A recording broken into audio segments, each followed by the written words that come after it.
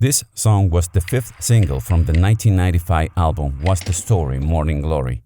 Oasis had a moderate success with their previous album and a big hit with the fourth single from What's the Story, Wonderwall.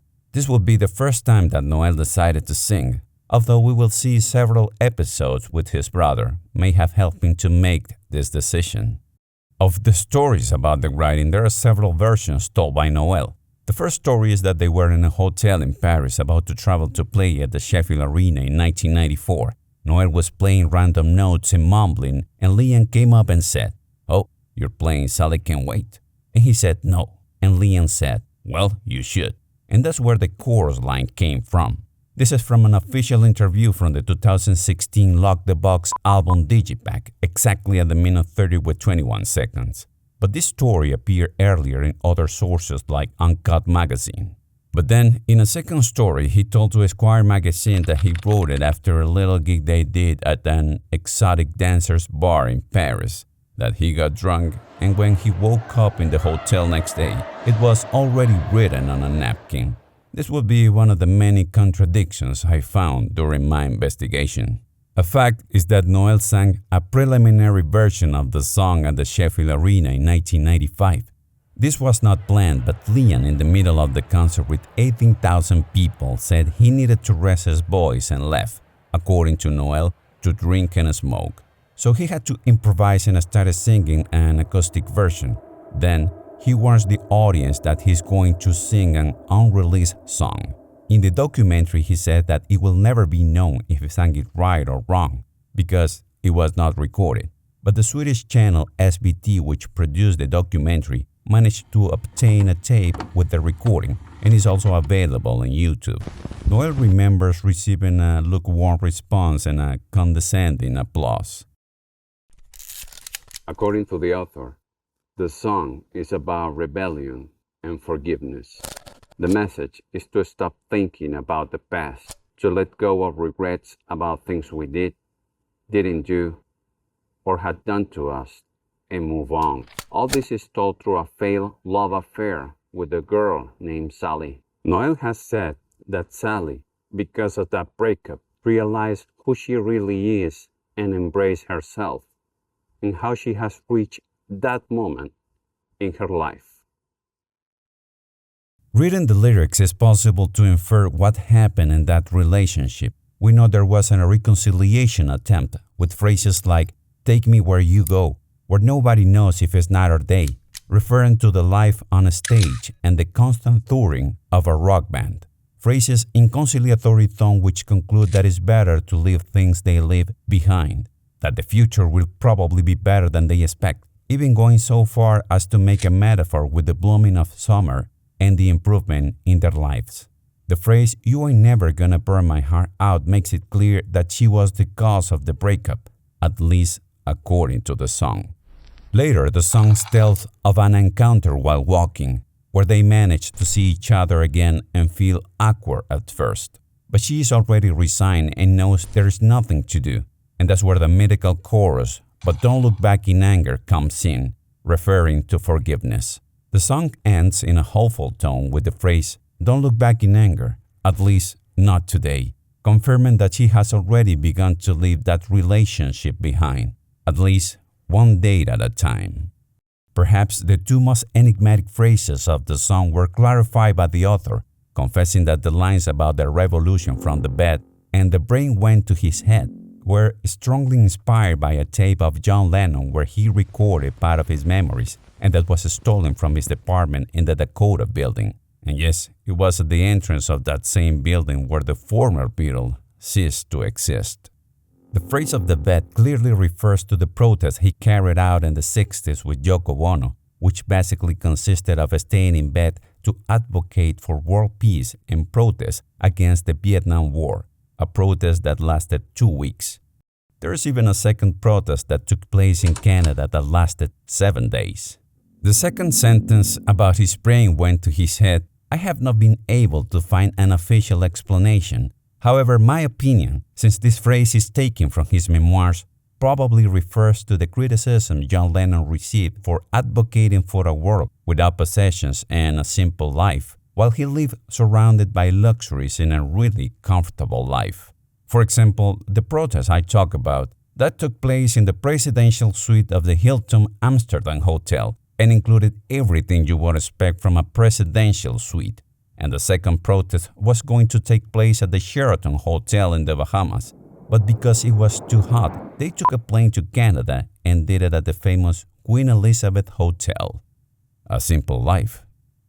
The line where he tells Sally to stand near the fireplace comes from Noel's own childhood. Their mother would make them stand near the fireplace and tell them to take those faces off because they were going to take family Christmas photos. In an interview for the Squire magazine, Noel admitted that by the time he wrote this song, there were nobody, just an insignificant band, so he wrote the song and forgot about it.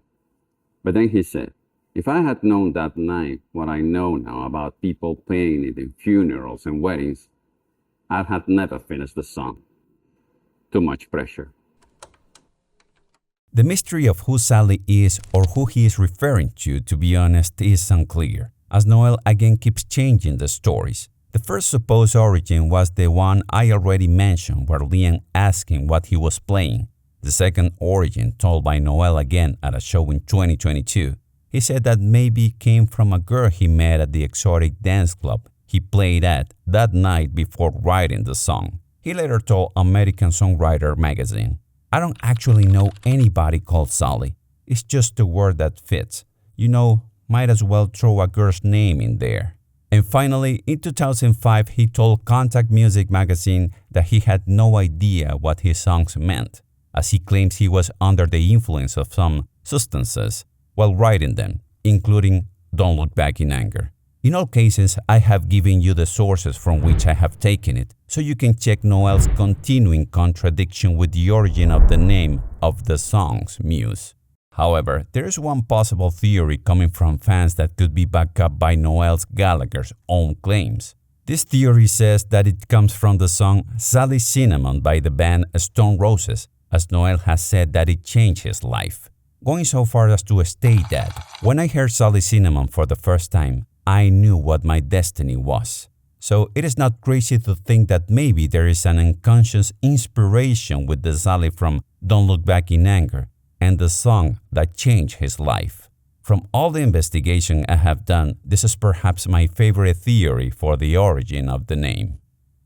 Now, there's another branch of the theory that wants to explain who the girl is, and after digging through various sources, I found a girl called Melissa Lim, who is said to have a very positive influence on the band and specifically Noel, even inspiring the song Talk Tonight.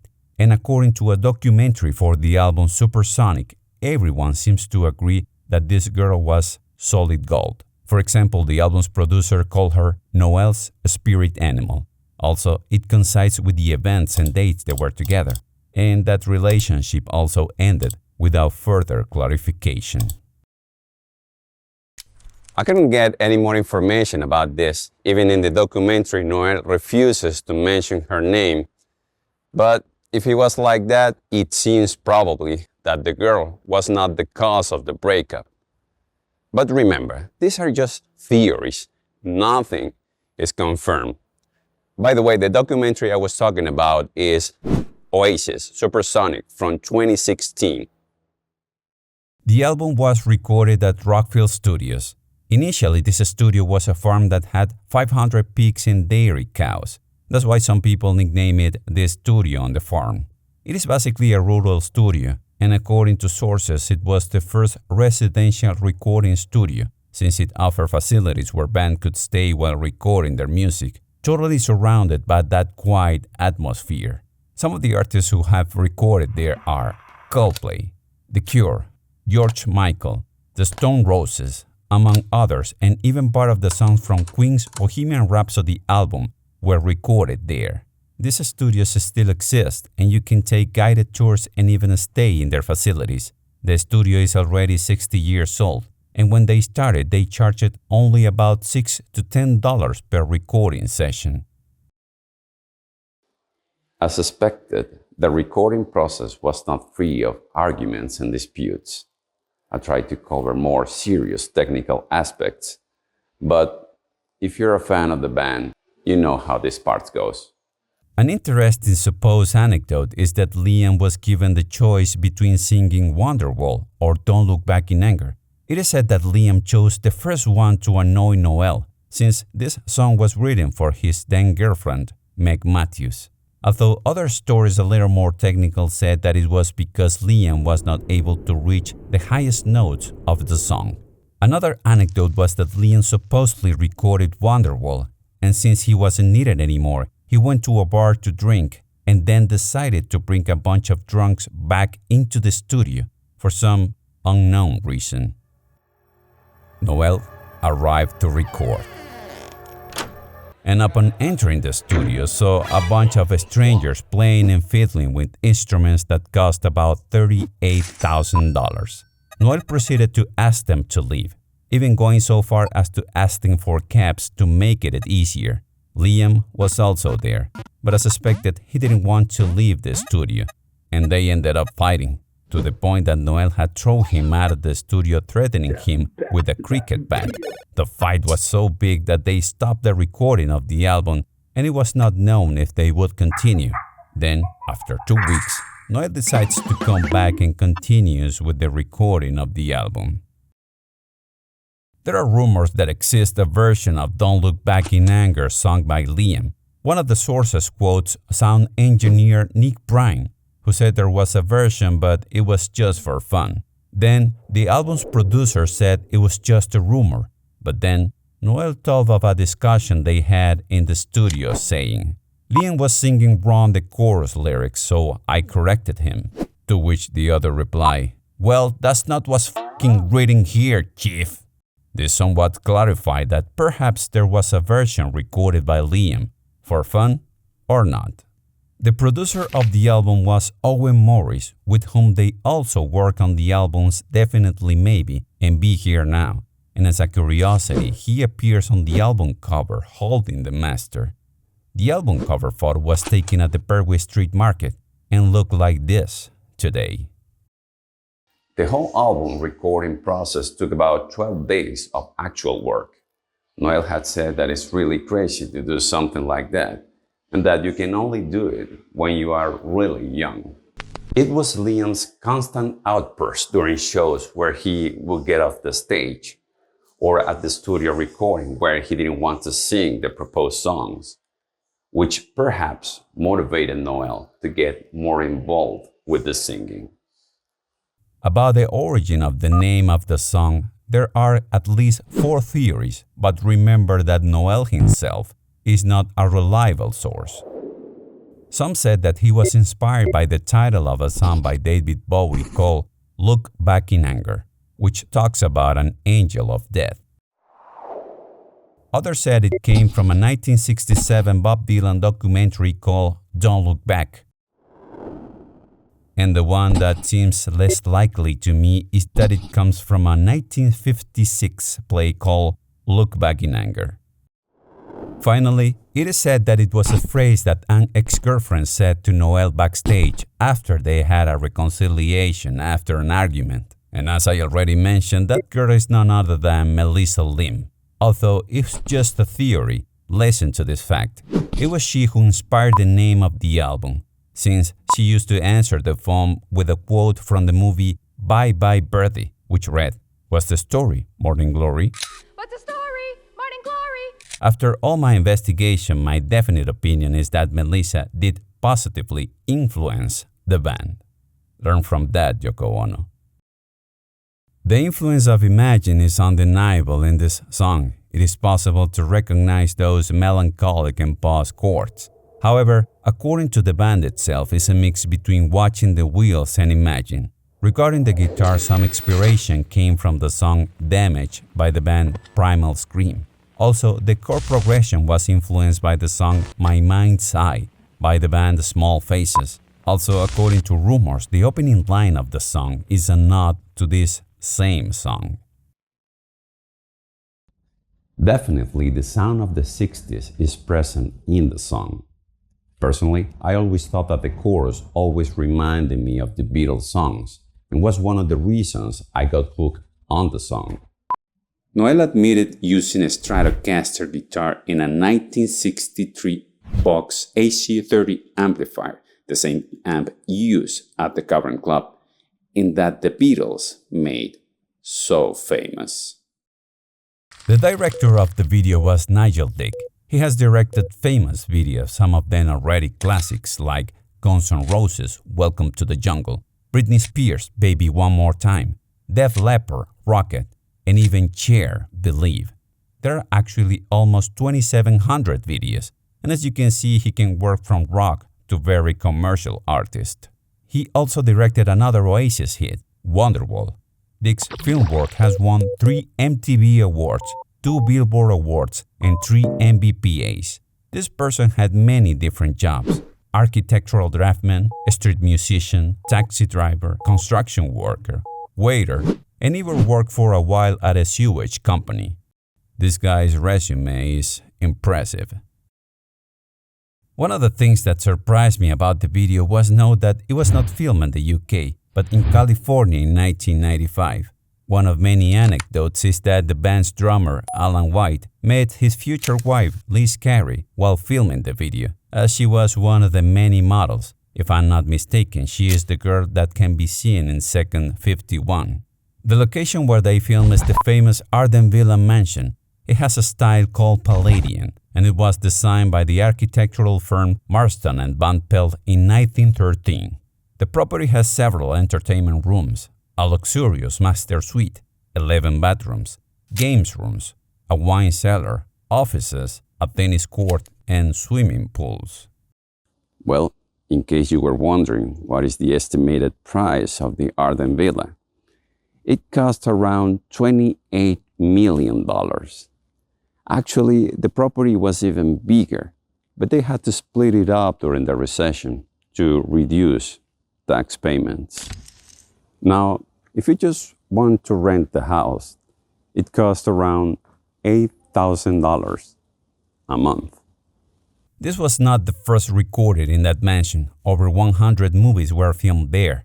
The story begins around 1920 with the movie Blackmail and continues with Buster Keaton in Cops in 1922. In the 1980s, it was known as the Dynasty Mansion from a now classic TV series. It also appeared as a headquarters in the series The Knight Rider, starring David Hasselhoff.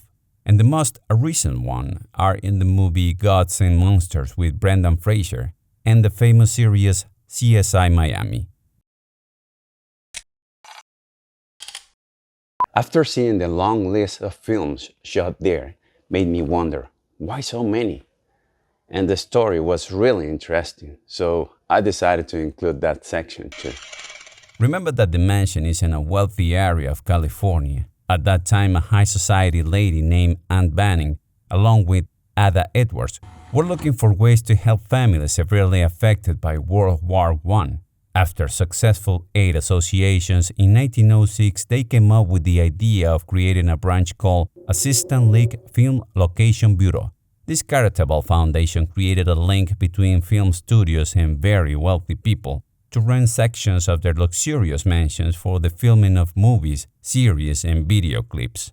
In this way, the studios saved money since renting was cheaper than building film sets.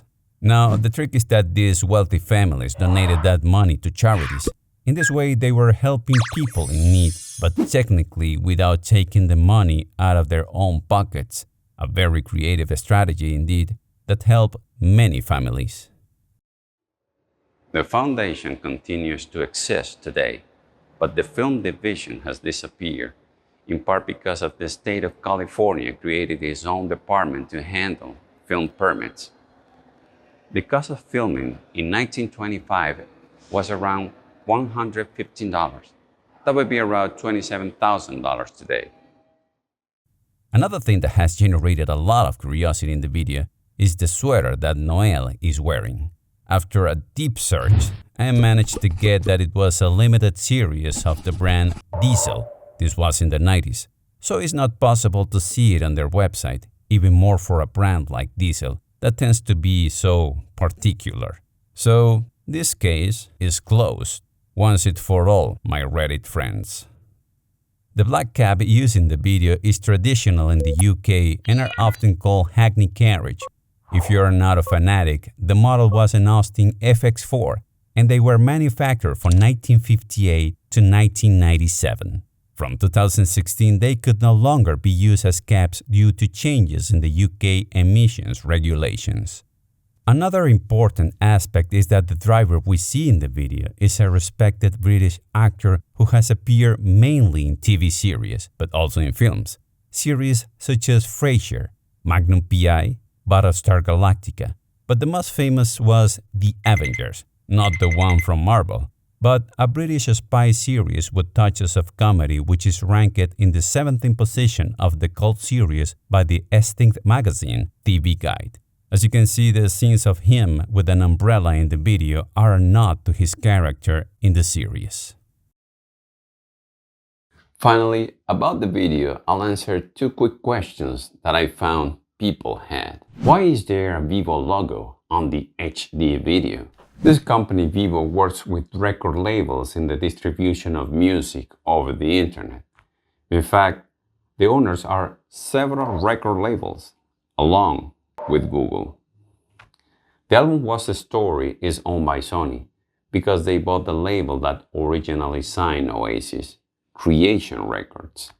Since Sony is a partner in VEVO, the internet distribution obviously will be done through VEVO. That's why the logo appears. In general, VEVO has advantages because it belongs to record labels and they also have a worldwide marketing network. They get millionaire contracts in advertising. They force trends. For example, they promote playlists in Spotify, Apple Music, YouTube Music, etc.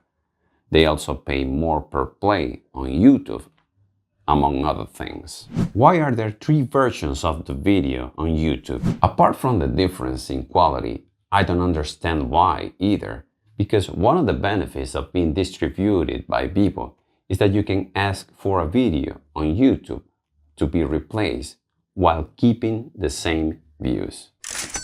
We have always been told that you can replace a video on YouTube, but hey, when you're a shareholder along with Google, anything is possible.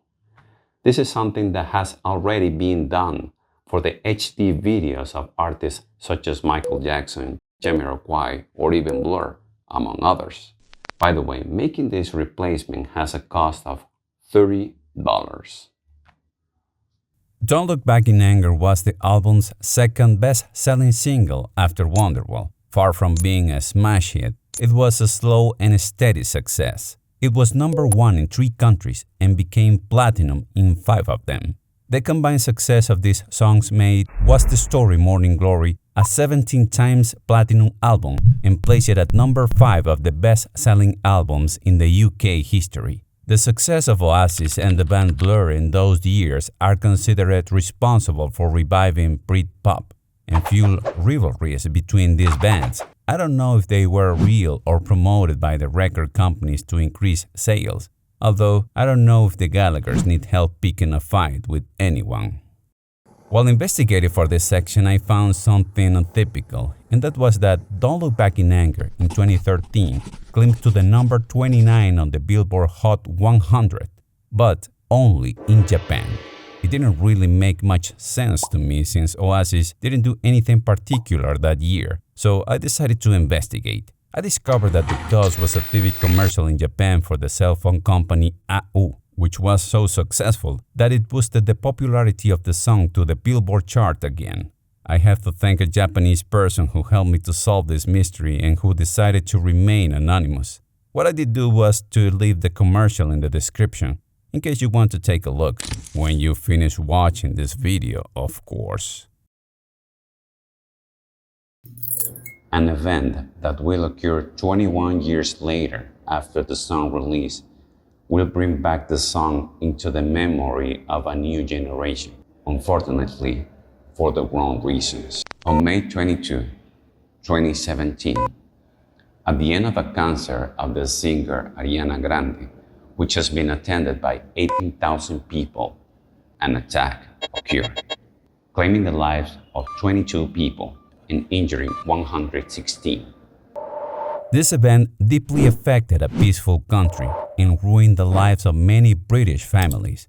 The state of emergency forced the execution of Operation Temperature, a special state in which the military joins the police to provide logistical and surveillance support. It was the first time this protocol was used in the United Kingdom. 3 days after the attack, a crowd gathered in the center of Manchester to observe a minute of silence for the victims. At the end, an attendee at the event began to spontaneously sing "Don't Look Back in Anger." And after a couple of minutes, more people joined in, and when they reached the chorus, everyone was singing it in unison. At the end of the video, Manchester police can be heard from a helicopter shouting over the loudspeaker, "Rock on, Manchester!" to which the crowd responded loudly. It was this moment that turned the song into an anthem for the British, as a call for peace and resilience. The girl who sings in the video, according to what I found, is dedicated to many things. Writer, volunteer, activist. At the time she was working as an intern at the BBC, and currently it seems she's still working there. 13 days later, Ariana Grande organized the One Love Manchester event to raise funds to support the victims and emergency services. Tickets sold out in just 20 minutes. A multitude of artists attended in support, including Miley Cyrus, the band Take That, Robbie Williams, the Black Eyed Peas, Liam Gallagher himself, and also the band Coldplay, whose singer performed together with Ariana and Johnny Buckland the song that has now become an anthem. In several interviews, Noel has expressed how overwhelmed he feels for having such a responsibility and says he doesn't believe what happened. He thinks that he just doesn't write good songs. So this is almost the end of the video. I hope you enjoyed the story. I want to say thanks for all the views and subscriptions that keeps increasing. If you'd like to support me even more, you can share this video, like, or even subscribe. I also want to say thanks to all the people and institutions for their recording permissions. I also have left a poll in the channel about Oasis in case you want to vote. I'm Rash, and I'll see you on another Remental video.